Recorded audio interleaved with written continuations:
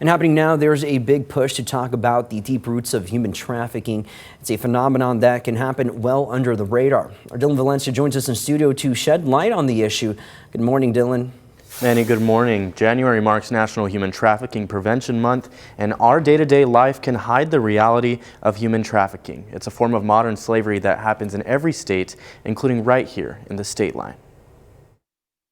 But unfortunately, we know the reality is that there are community members, adults, and youth that are victims to this crime of human trafficking here in our community. We do have community members, adults, and youth that are facing this crime, that are maybe actively still living in this life, as well as those who maybe have been able to get out of that life.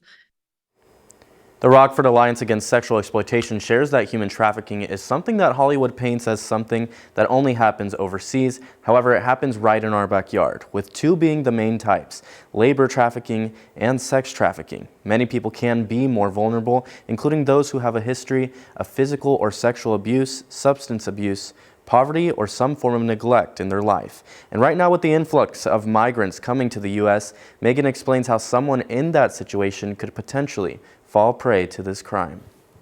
A lot of the things that they face make them, again, as I mentioned earlier, a very easy target for a trafficker to manipulate and ultimately exploit. They're coming from a place where maybe they knew people, they had a community, and now they're being moved to a city where they don't know anyone. They don't have housing.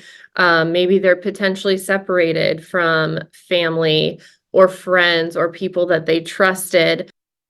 Human trafficking is a much longer process than what many people might think. It is something that can happen within the span of several years, and it happens in 4 steps. The first step is picking, second grooming, and the third manipulation, and then the 4th step would be exploitation. Now, RACE's #1 goal is to keep the conversation going on this topic and continue to educate our community. Now, they have 9 classes coming up this year, and we will have even more details on those classes and different signs and methods of human trafficking on our website, WREX.com. Manny.